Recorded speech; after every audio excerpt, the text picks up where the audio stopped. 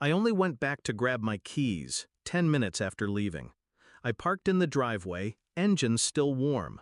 The front door was unlocked. Strange, but not enough to set off alarms until I stepped inside and heard it. Low, muffled, rhythmic. Not the TV, not music. Moans, coming from the bedroom. I froze in the hallway, feet planted like tombstones. The silence between each sound carved into me like a scalpel. I stepped closer. The door was ajar. A sliver of lamplight sliced through the dark hallway. I pushed it open, and everything inside me collapsed. Her body, arched, familiar, his hands, her neck, her breath. But it wasn't just the act that shattered me. It was who he was. My brother. I didn't make a sound, just watched. Long enough to make them unforgettable. Long enough to let the rage steep. She gasped when she saw me, pulled the sheets around her like modesty mattered. He didn't flinch, just looked at me like he'd won something. No words. I stepped back, turned, and left. The hallway was colder now. In the car, my hands gripped the steering wheel, tighter than I ever gripped her.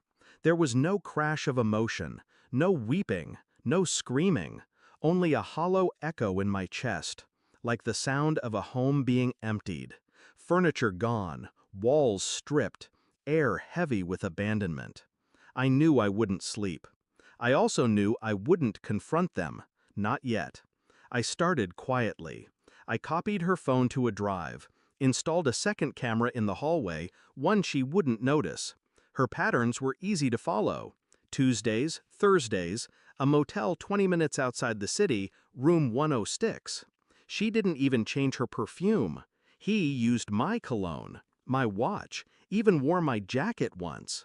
It wasn't just infidelity, it was theft of identity. He always wanted what I had. This time, he took it. She gave it. I scanned our marriage license, backed up every message, printed every photo, everything he sent her. Nudes, love notes, voice memos. I watched them from the hallway cameras, kissing in the kitchen, on the couch, while I worked overtime to pay for the roof over their heads. She never looked guilty. He never looked over his shoulder. They weren't afraid. That was their mistake. The DNA test came back in a week. I never doubted the results. Our daughter was his, not mine. 5 years of bedtime stories, school drop-offs, sick nights. 5 years of lies. I stared at her baby picture longer than I should have. I didn't cry. I just whispered, "You don't even look like me." That night, she made dinner, laughed about something mundane, asked if I was okay. I said I was tired, that work was hell. I handed her the DNA report across the table. She opened it, paused, eyes darting. Then silence. Long, thick, weighted. I sipped my wine. I can explain," she whispered. But I was already standing, taking my plate to the sink. Not in rage, not in haste, just done. I invited them both to dinner the next evening, said I had something important to say. They arrived together. She wore the necklace I gave her on our 3rd anniversary. He brought wine, like this was a game night. I led them to the dining room, 1 seat each. A manila folder sat at the center of the table.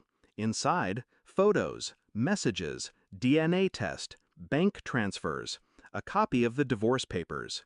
I sat down, watched them open it. They didn't speak, just flipped page after page. Until he looked up. "You hacked us?" I watched, I said calmly, for weeks. "You're sick," she spat. I smiled. "No, I'm awake." I stood, walked out, left the door open behind me. It's been 2 months. I haven't seen either of them. They've tried calling, texting. I don't reply. My lawyer handles everything now. The house is on the market, the car too. I transferred the savings, closed the joint accounts. She's unemployed. He's drowning in debt. I made sure of that. Their perfect little fantasy collapsed the moment they realized I was watching. There's power in silence, more in knowing. And when people show you who they are, you don't forgive. You document, you disassemble, you vanish. They took everything they thought I was. So, I became something they never saw coming.